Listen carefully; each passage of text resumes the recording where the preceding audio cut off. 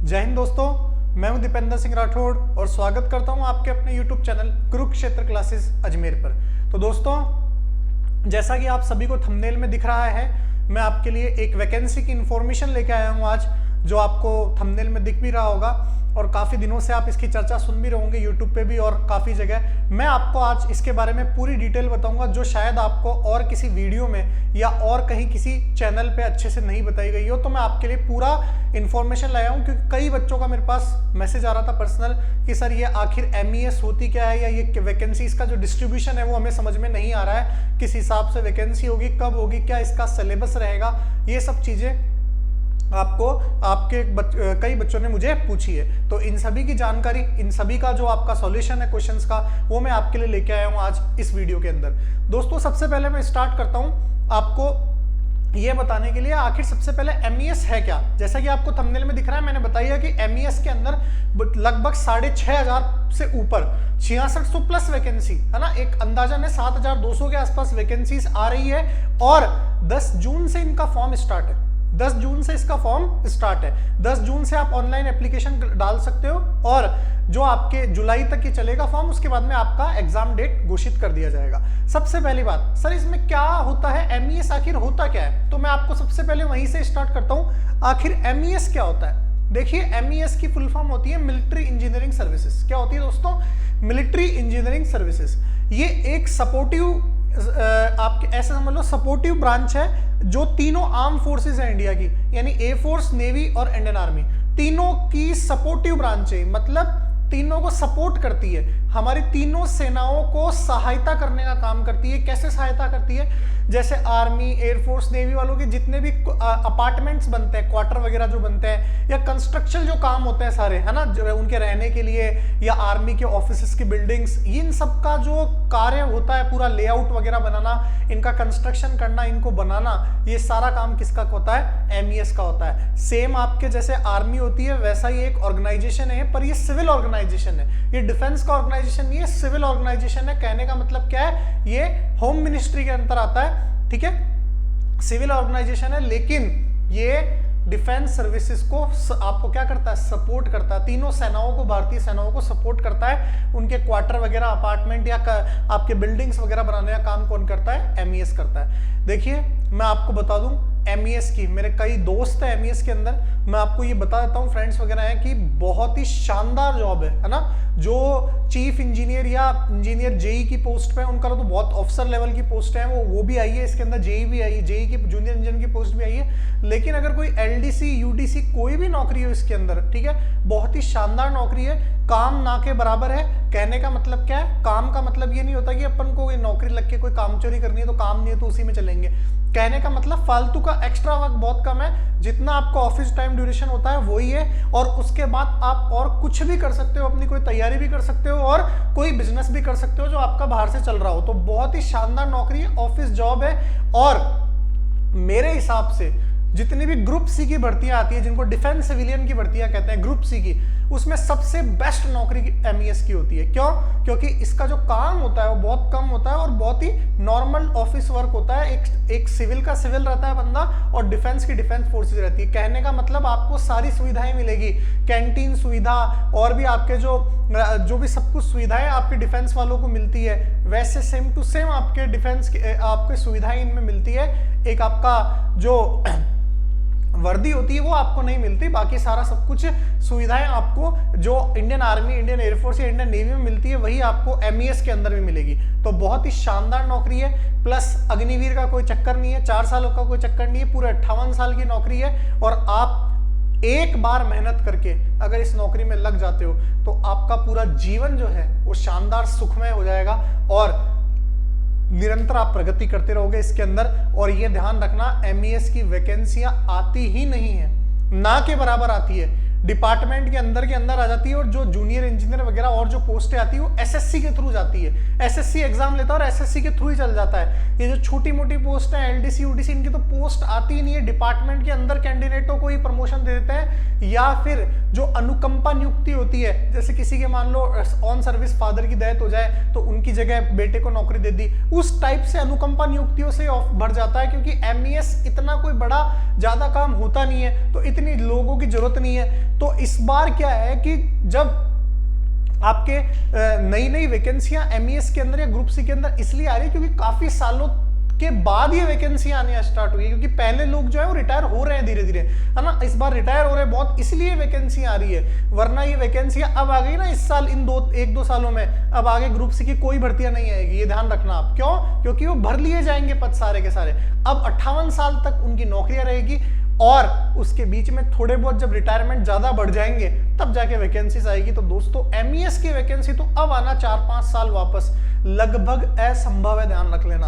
ये वैकेंसी आई है, जो लोग अच्छे से आपके प्रिपरेशन कर रहे हैं किसी अदर एग्जाम्स की, और भी इसमें जुट जाइए। अगर आप आर्मी से वंचित रह चुके हैं, एयरफोर्स से वंचित रह चुके हैं, तो मैं तो कहता हूं अगर आप सिविल की भी कोई तैयारी कर रहे हैं और आपकी उम्र सीमा इसमें मैच होती है तो भाई लोगों सब छोड़ के इस पे लग जाना, क्योंकि ऐसी जॉब बहुत ही, कोई कहता है ना, मुश्किल से मिलती है। ठीक है, तो सबसे पहले अब आपको MES के बारे में मैंने बता दिया है, क्या काम होता है MES का वो बता दिया है मैंने।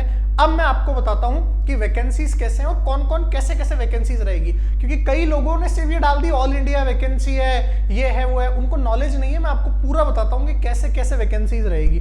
कहने का मतलब, मैं आता हूं सबसे पहले आपके पास वैकेंसीज पे आ जाता हूं डायरेक्ट। ये वैकेंसी का आपका चार्ट है, आपको PDF में दिख रहा होगा। ये PDF आपको कुरुक्षेत्र क्लासेस के टेलीग्राम चैनल पर मिल जाएगी, मैं अभी डाल दूंगा वीडियो के जस्ट बाद में, आप वहां से इसको ले लेना।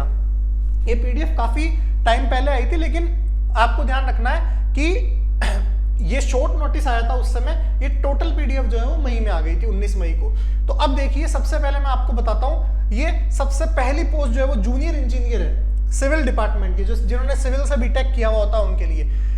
इसमें नंबर ऑफ वैकेंसीज कितनी है? जो बीटेक धारी है उनके लिए भी है 48 पोस्ट है DCRE के लिए। DCRE क्या होता है? ये डिपार्टमेंटल कैंडिडेट है। जैसे मैंने क्या बोला, ये डिपार्टमेंट से भर लेते हैं बच्चों को, ठीक है। तो डिपार्टमेंटल कैंडिडेट की 48 वैकेंसी ले ली इन्होंने, जो डिपार्टमेंट कैंडिडेट प्रमोशन होंगे। उसके बाद में प्रमोशन से जिन लोगों ने प्रमोशन का कोई एग्जाम वगैरह क्वालिफाई कर रखा है अंदर का अंदर, उनके लिए 48 पोस्टें और खत्म। अब DR अपने काम की है, जो बच्चे तैयारी कर रहे हैं उनकी। मैं 2 पहले बता चुका हूं दोनों की फुल फॉर्म, ये दोनों आपके काम की नहीं है, ये दोनों डिपार्टमेंटल कैंडिडेट की है। ये दोनों जो है फर्स्ट और सेकंड, ये हर पदों में डिपार्टमेंटल कैंडिडेट के लिए भरे जाएंगे। आप इसके लिए फाइट नहीं कर सकते। आप किसके लिए फाइट कर सकते हो? DR के लिए, डायरेक्ट रिक्रूटमेंट के लिए फाइट कर सकते हो। 145 पद है। कौन से पद है? 145 पद है। कितने? 145। लेकिन ये एग्जाम कौन लेगा? SSC लेगा। यानी आप इसके थ्रू नहीं जा सकते, आपको SSC का जो जूनियर इंजीनियर का पेपर होता है उसको क्वालिफाई करना पड़ेगा, तो आपका इसमें भर्ती नहीं निकलेगी। फिर जूनियर इंजीनियर, ये आपके इलेक्ट्रिकल और मैकेनिकल, ये भी SSC लेगा एग्जाम, है ना, SSC के थ्रू जाएंगे। अब जूनियर इंजीनियर, ये जो तीसरा है आपके पास, इसमें डायरेक्ट रिक्रूटमेंट है, 4 पद है, और इसका आपका एग्जाम होगा कमांड में, है ना, इसका एग्जाम होगा और इसके थ्रू आप जाओगे। MES खुद लेगा आपका एग्जाम, जो कमांड है वो लेगा। उसके बाद में D-मैन, ये भी एक पोस्ट है D-मैन, इसमें 26 पद है आपके, इसका भी एग्जाम होगा, इसका भी कमांड एग्जाम लेगी, है ना। 26 पोस्ट है। कितनी पोस्ट है? 26 पद है, ध्यान रखना। फिर सुपरवाइजर का कितना पद है? सुपरवाइजर का 0 पद है डायरेक्ट रिक्रूटमेंट का, है ना, सुपरवाइजर का पद ही नहीं है। देख लो, सुपरवाइजर के लिए डिपार्टमेंट वालों ने खा गए पूरी वैकेंसी।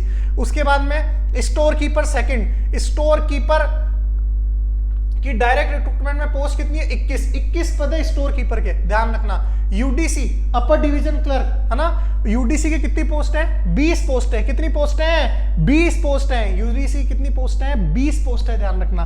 उसके बाद LDC जूनियर असिस्टेंट, इसकी कितनी पोस्ट है? 174 पोस्ट है। कितनी पोस्ट है दोस्तों? 174 पोस्ट है। किसकी? आपके LDC की। स्टेनोग्राफर की कितनी है? स्टेनोग्राफर की 15 पोस्ट है। उसके बाद में CMD, इसकी कितनी पोस्ट है? 226। MTS की कितनी पोस्ट है? 264। ये भी एग्जाम कमांड लेगा आपके MTS। आपके काम की सबसे बड़ी ये है MTS पद, 264 पद, और कमांड एग्जाम लेगा इसका, यानी इसके एग्जाम आपके फॉर्म निकलेंगे, उसके थ्रू भरने पड़ेंगे और फिर आपका एग्जाम होगा। मोस्ट प्रोबेबल ऑफलाइन फार्म निकलेंगे, जितना मुझे ज्ञान है मैं आपको बता दूं, ऑफलाइन फार्म निकलेंगे और ऑफलाइन फार्म भर के आपको जाना पड़ेगा। चौकीदार है ना, चौकीदार आपके एक ही पोस्ट है डायरेक्ट रिक्रूटमेंट से। मीटर रीडर की पोस्ट है 29 है, ये भी कमांड निकालेगा। कैनमैन की पोस्ट है 3 है, ये भी कमांड निकालेगा। मैट मजदूर, बहुत शानदार वैकेंसी। मैट का मतलब, मजदूर का मतलब ये नहीं है आपको गड्ढे खुदवाने का काम करेंगे, मैट के और भी काम है। और सबसे खतरनाक 4303 वैकेंसी है मैट की, सबसे ज्यादा, और ये भी आपके ऑफलाइन फार्म निकलेंगे, ध्यान रखना। उसके बाद स्टेनो सेकंड, ये सब कंपनसेट है, यानी अनुकंपा नियुक्ति है, आपके कोई काम की नहीं है, ठीक है। ये अनुकंपा नियुक्ति पूरी हो गई। अब 7256 तो पद हैं, लेकिन अगर मैं कहूं ना आपको कि आपके काम का कितना है ना, अगर मैं कहूं ना आपको आपके काम का कितना है, तो आपके काम का इसमें से डायरेक्ट रिक्रूटमेंट में जोड़ लो, ज्यादा से ज्यादा आपके 4500 पद भी नहीं होंगे जो काम के। 4300 पद तो आपके मैट के ही हैं, मजदूरों के ही हैं। बाकी आप देख लो तो करीबन गिने चुने 300 सवा 300 पद होंगे जो डायरेक्ट रिक्रूटमेंट में। लेकिन जो इनमें लग गया उसको ऐसे समझ लेना उसका जीवन धन्य है। अब सबसे बड़ी बात, सर ये जो एग्जाम है ये वैकेंसियां कैसे होगी? अब इसमें एक और पैच फंस गया है, ये जब नोटिफिकेशन पूरा आएगा तब मैं आपको बताऊंगा। ये वैकेंसी कमांड वाइज होगी, कहने का मतलब इंडियन आर्मी की जो कमांड्स है ना, जैसे साउथ वेस्टर्न कमांड है जो अपने राजस्थान में लगती है, वो साउथ वेस्टर्न कमांड है जयपुर के अंतर्गत है, जो है ना, जोधपुर से आगे आगे सदर्न कमांड लगती है जो पुणे में है। नॉर्दर्न कमांड है, नदर्न कमांड है आपके पास, ठीक है, और ईस्टर्न कमांड, ये जो 4 कमांड है इनके अंदर अभी वैकेंसियां बटेगी, यानी इनमें से भी वैकेंसियां 4 कमांडों में बटेगी। और उसके बाद अपने कितनी पाती आती है, जो राजस्थान के बच्चे हैं वो पाती आएगी साउथ वेस्टर्न कमांड की, ठीक है। वैसे तो ऑल इंडिया आप अप्लाई कर सकते हो, लेकिन अगर किसी को राजस्थान में ही नौकरी करनी है तो उसके लिए साउथ वेस्टर्न कमांड का आपको फॉर्म भरना पड़ेगा। साउथ वेस्टर्न कमांड अपने आप वैकेंसी निकालेगा आपके, ठीक है। तो जो जितने भी भारत की इंडियन आर्मी की कमांड्स है उसके हिसाब से आपके फॉर्म निकलेंगे और उसके बाद आप अप्लाई करके इसमें नौकरी पा सकते हो। तो कहने का मतलब इतनी गणित आपको समझ में तब आएगी पूरी जब फुल नोटिफिकेशन आएगा, कमांड वाइज वैकेंसी आएगी। पहले आ रखी है कमांड वाइज वैकेंसी, लेकिन वो ऑफिशियल नहीं है, मेरे पास नोटिफिकेशन है वो, लेकिन मैं इसलिए नहीं ला सकता आपके सामने क्योंकि अभी तक उसमें कोई क्लियरिटी नहीं है कि उतनी है फाइनल। जब फाइनल आएगा तब मैं आपको बता दूंगा कौन एग्जाम करा रहा है, कैसे कितनी पोस्टों पे कराएगा, एसएससी किन किन पदों पे ले रहा है, कौन क्या ले रहा है, ये सब कहानी मैं आपको बता दूंगा।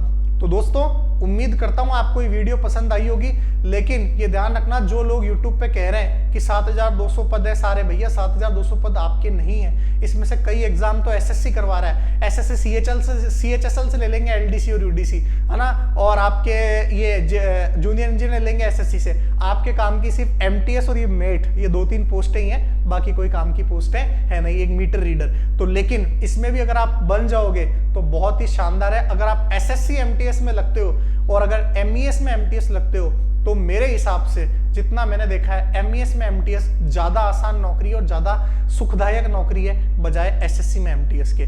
तो दोस्तों उम्मीद करता हूं आपको ये कहानी समझ में आई होगी, और जब भी डिटेल नोटिफिकेशन आएगा, फॉर्म स्टार्ट होंगे, मैं आपके लिए आऊंगा कि क्या एग्जाम प्रोसेस रहेगा, क्या सिलेबस रहेगा और कैसे क्या रहेगा वो मैं आपको बताऊंगा। एक उम्मीद ये है पहले पेपर होगा आपका, फिजिकल विजिकल इसमें कुछ है नहीं, ठीक है, और आपके लिए क्या होगा, फिजिकल तो इसमें कुछ है नहीं, हो सकता है मैट के लिए हो लेकिन बाकी के लिए कोई फिजिकल नहीं है। पहले पेपर होगा, उसके बाद आपका ट्रेड टेस्ट, स्किल टेस्ट और उसके बाद आपका डॉक्यूमेंट वेरिफिकेशन, देन आपको नौकरी दे दी जाएगी। तो दोस्तों ये था आज का वीडियो आपके लिए, उम्मीद करता हूं पसंद आया होगा। आज के लिए इतना ही, धन्यवाद। कल मिलते हैं अगली वीडियो के साथ। जय हिंद, जय भारत, वंदे मातरम।